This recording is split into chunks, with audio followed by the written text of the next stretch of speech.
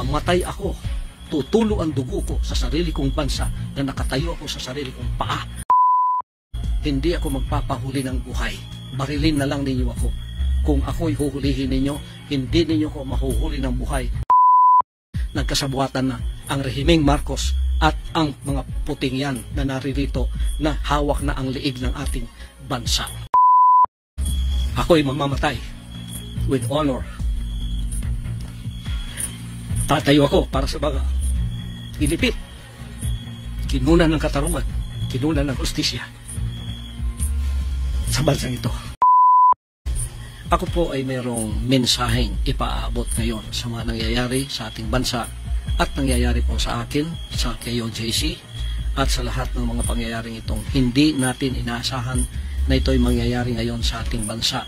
Hindi ko po inaasahan na aabot sa ganito ang mga pangyayaring ito, na aabot ako sa ganitong klaseng panahon na ang mismong umuusig sa akin ay ang aking sariling bansang Pilipinas. Mga kaibigan at mga kababayan, ito pong aking kinakaharap ngayon. Paliwanag ko po sa inyo, ako po ay hindi nagtatago sa kasong ito dahil ako po ay may kasalanan. Hindi po. Ako ay umiiwas dahil pinoprotektahan ko po ang aking sarili. Bakit ko pinoprotektahan ang aking sarili? Sapagkat ang lahat po ng nangyayaring ito sa kasong ito, na napakasimple lamang po ng kasong ito, simple case lang po ito, na 4 ng taon nang nakabinbin dyan sa DOJ. Pagkatapos ngayon ay binuhay na naman nila. Pagkatapos ito ang ginagawa ngayon na sangkalan upang ako ay kanilang habulin.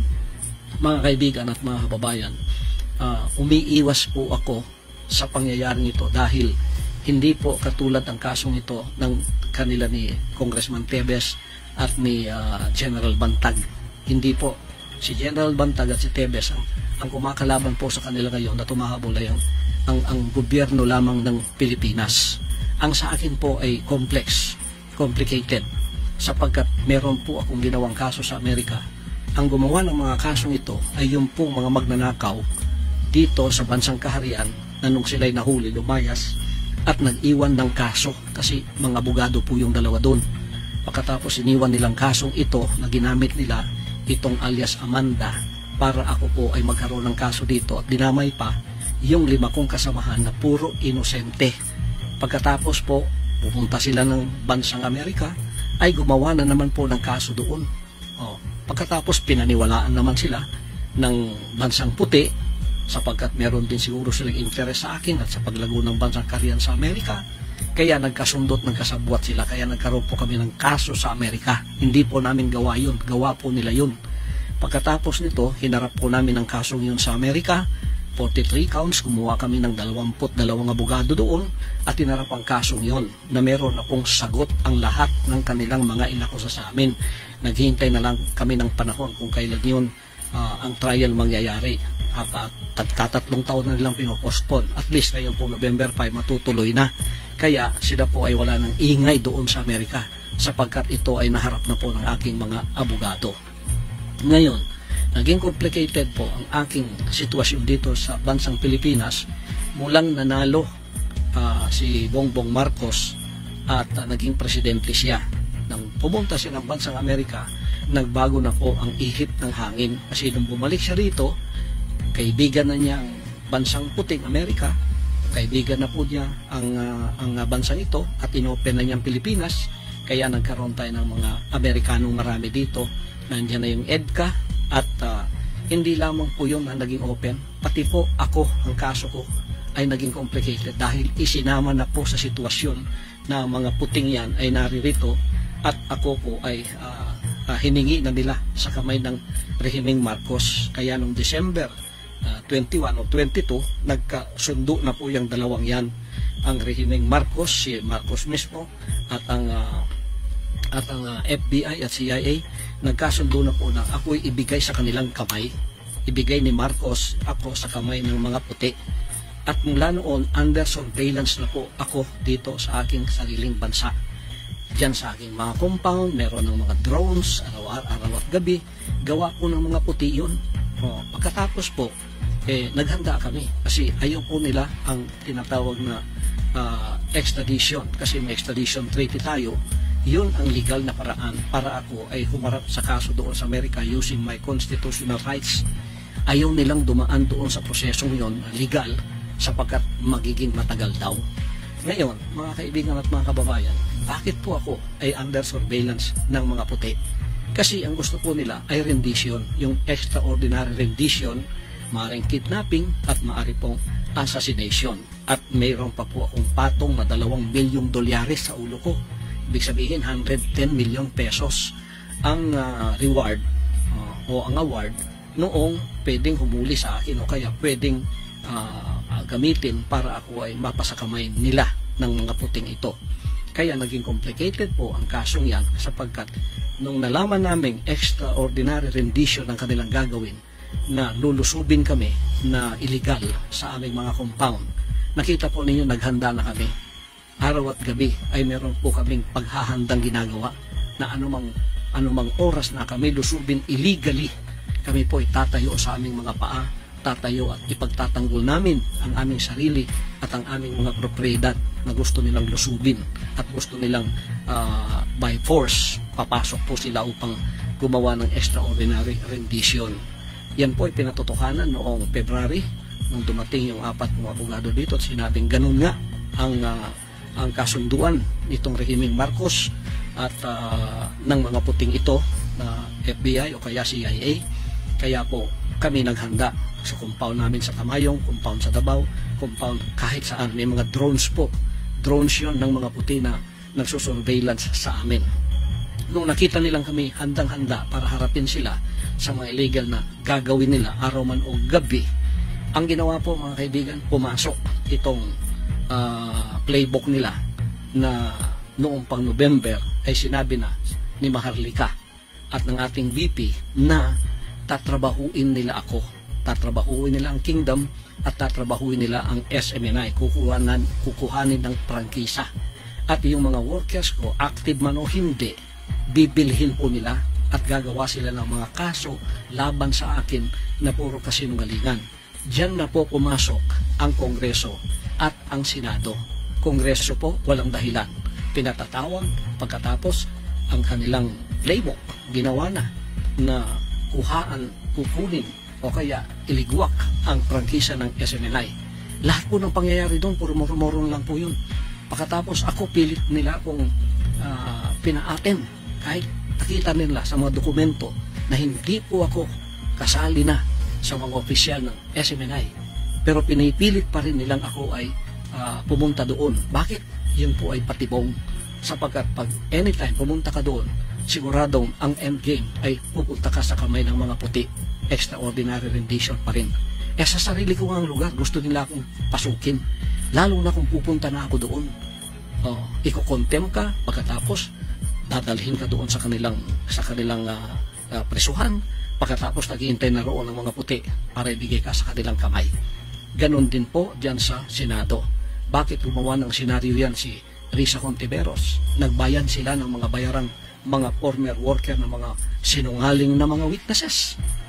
Nakita na po yan at nadamay sa kasinungalingan si VP Sara at ang ating Pangulong Duterte na puro kasinungalingan ang pinagsasabi nila. At pinipilit ako ni Risa Contiveros na umaten sa moro-moro at bogus ng mga hearing na yun. Bakit po? Isa ring patibong yon mga kaibigan at mga kababayan. Pagka ako'y umatin doon, siguradong ang endgame po ay babagsak ako sa kamay ng mga puti. Extraordinary rendition pa rin.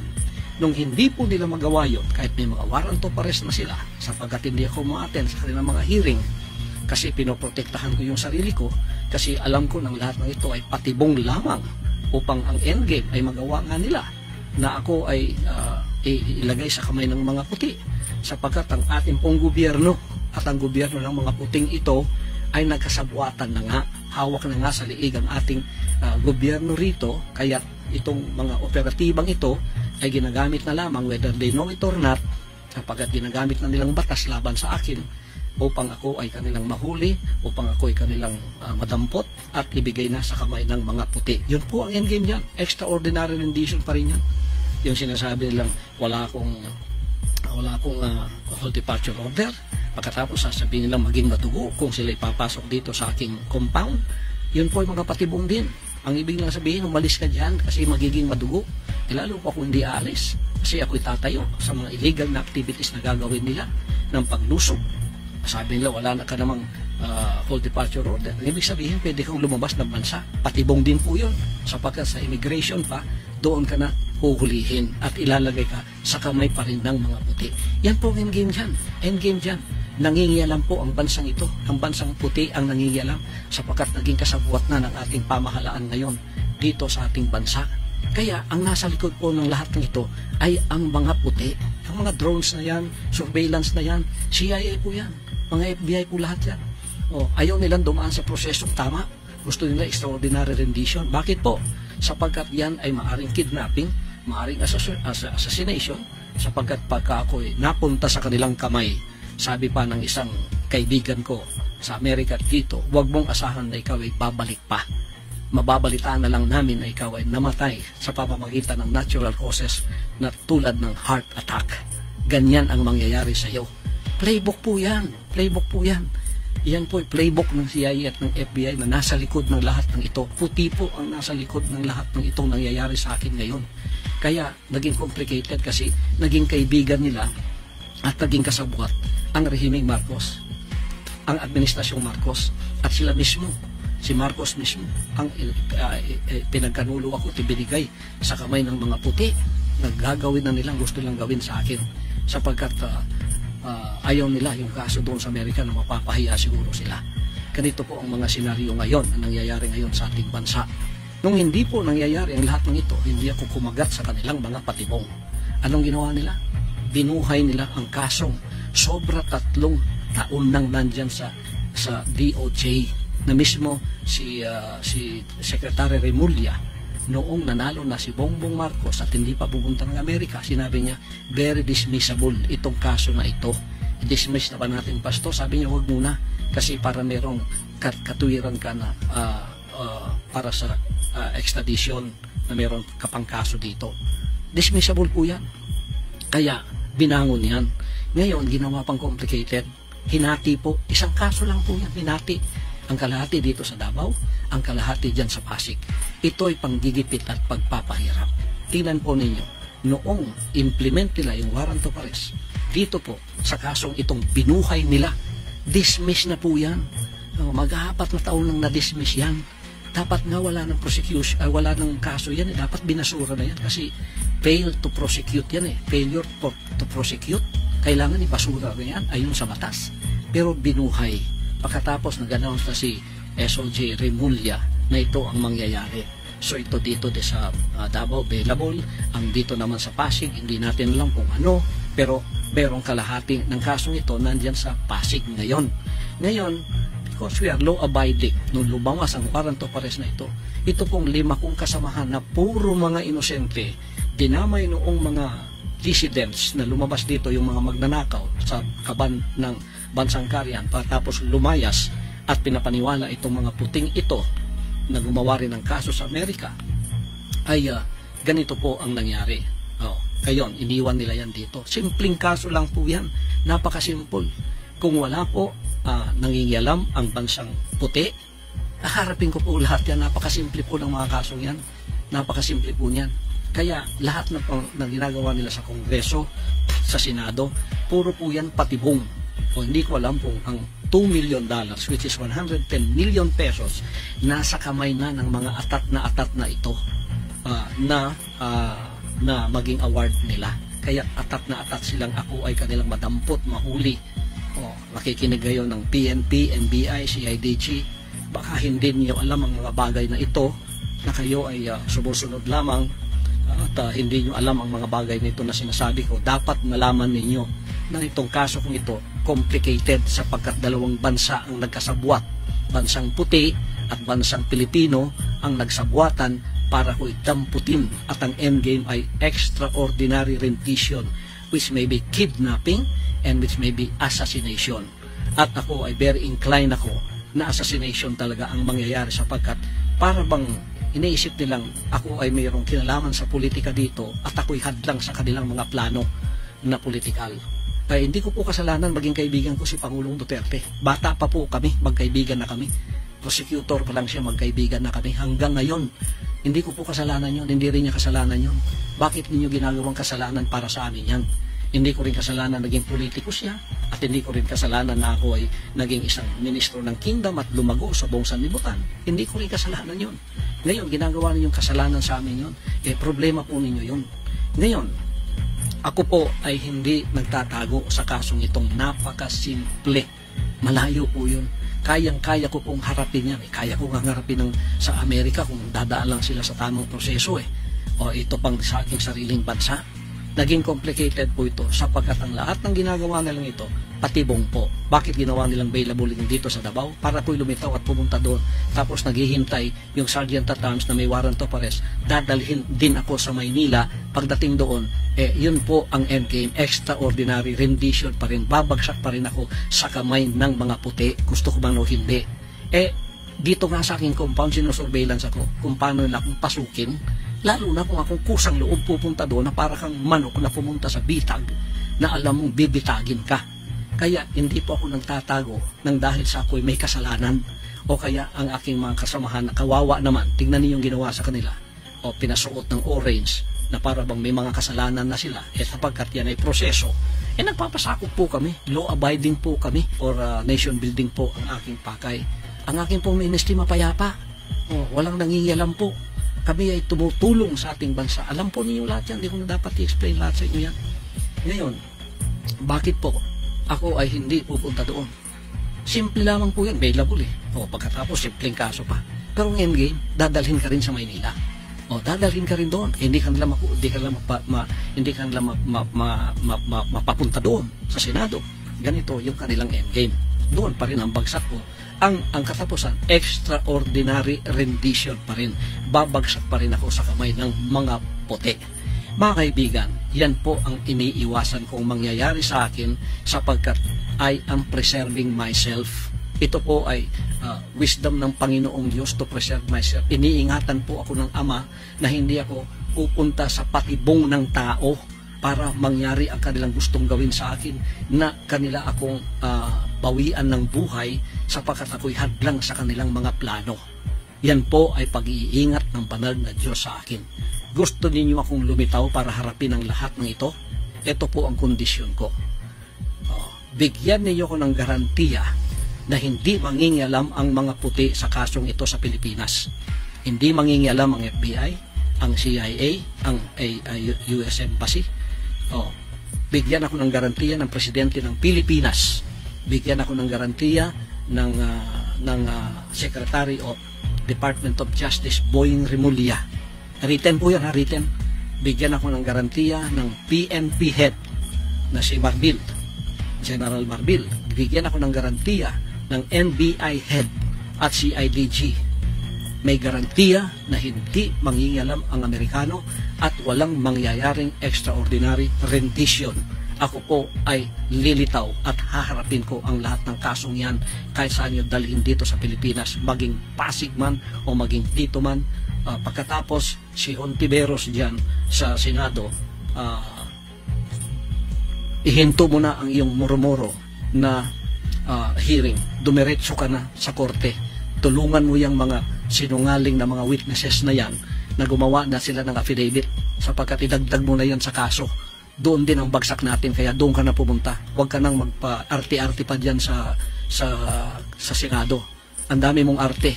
Ako ang ginagamit mo para ikaw ay pumunta sa mas higher position. Alam ko na ang galaw mo, alam ko na yung style mo. Puro sinungaling ang kasama mo. Sa sino ka? Kung ikaw kumuha ka ng sinungaling na mga witnesses, ano ka? Di ba sinungaling ka rin? Kaya huwag ka na mag-inarte dyan. Pumunta ka na doon sa korte sapagkat hindi ka naman korte. Ngayon, kung gusto mo ako talagang pilitin pumunta riyan, gumawa rin kayo ng nararapat. Yung 17 conditions ko, harapin ninyo yon para pantay tayo dyan sa Senado mo. Malabo nang mangyari yun kasi muro-muro na lahat ang ginagawa ninyo. Extraordinary rendition pa rin ang bagsak natin. Bagsak pa rin yan, nasa kamay ako ng mga puti. Yun pa rin ang endgame. Hindi ko alam kung ang $2 million ay nasa kamay na ng mga taong itong atat na ako'y kanilang madampot, makuha at sila ang makikinabang sa perang ito.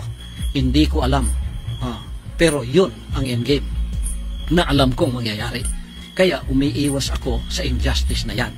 Kung hindi po ninyo magbibigay sa akin in a written form ang mga kondisyones na ito mula sa Office of the President, mula sa Office of the SOJ, mula sa Office of the PNP and the NBI and the CIDG, hindi po nyo makikita ang pagmumukha ko. Kung ako, imamanhunt ninyo tulad ng sinasabi ninyo na para bang ako talagang kriminal. Hindi naman ako drug lord. Hindi ako sumisingkot ng drugs. Hindi ako drug lord. Wala ko dyan. Itong kaso lahat na sinabi sa akin na puro accusation. Akusasyon po lahat yan. Gawa-gawa lahat yan. Tapos ginawa na ninyong totoo. You tried me by publicity. Trial by publicity ang style ninyo kasi wala kayong laban sa korte. Hindi kayo patas ng kilaban. Ito namang bayarang media, pagkakasiwalingan, pagkakasiraan, nandun kayong lahat. Pero yung rally namin, kahit isa, wala kayong kinover. Pagka mabuti, wala kayong kinocover.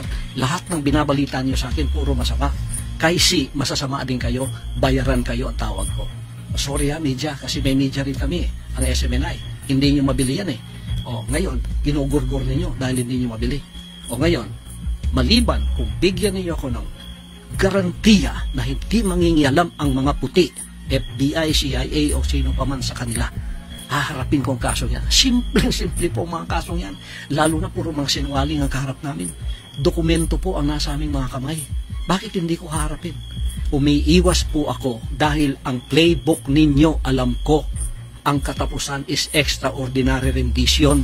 Mapasa kamay ako ng mga puti, magiging klaro yung recto number 2 ako, mamamatay ako sa kanilang kamay, ianaw sa buong sanlibutan, heart attack ang ikinamatay ko. Pero patay na ako. Yan ang endgame ng playbook na ito at hindi ninyo yan pwedeng ipagkaila. Maliban kung ibigay ninyo sa akin ang garantiyang aking hinahanap, hindi po ninyo ako makikita. Sige, imanhunt ninyo ako. Ako'y tatayo na hindi magpapasakop sa injustice. Ako'y hindi magpapasakop sa tyrannical rule. Ako'y hindi magpapasakop sa oppression and suppression of my rights. Pagka ako'y binaril ninyo, papatayin ninyo, mabuti pang ako ay mamatay sa kamay ng mga Pilipino, dito sa aking bansa tutulo ang aking dugo, kaysa ako ay mamatay sa kamay ng mga puti na nasa ibayong dagat, nasa kanilang bansa o sa ibang bansa ako dadalhin. Hindi po ako papayag sa ganun. Kung imamanhunt niyo ako, kayo mga CIDG, kayo mga NBI, kayo mga kapulisan, yan ang senaryong haharapin ninyo. Magiging martir akong tulad ni Rizal, magiging martir akong tulad ni Bonifacio, pero tatayo ako sa aking kinatatayuan. Kung kayo mga oppressor ko ngayon ay hindi na mga banyaga, ginagamit kayo ng mga banyaga, nagkasabwatan kayo para sa aking harapan, banyaga pa rin kayo. Tatayo ako laban sa inyong oppression, sa inyong suppression of my constitutional rights, at tatayo ako laban sa injustice ng gobyerno ito. Buti pa, uulitin ko, mamatay ako, tutulo ang dugo ko sa sarili kong bansa na nakatayo ako sa sarili kong paa, na hindi ko ipinagbili ang honor ko at ang honor ng aking pagtayo bilang isang tunay na pastor, bilang isang tunay na mamamayan na hindi nagpapasakop sa panlilinlang, panggigipit, pangingikil at sa pagsisinungaling. Ako po ay lalaban sa mga kasinungalingan na ganyan. Ako po, pag nahuli ninyo, hindi ako magpapahuli ng buhay. Barilin na lang ninyo ako. Kung ako'y huhulihin ninyo, hindi ninyo ko mahuhuli ng buhay, maliban kung ibigay ninyo ang garantiyang hinihiling ko sa inyo. Sasabihin ko muli, simple mga kasong ito. Kahit sa Amerika, simpleng mga kaso kasi puro kasinungalingan. Harapin namin lahat. Basta dito sa Pilipinas, wag lang mangingialam ang bansang puti.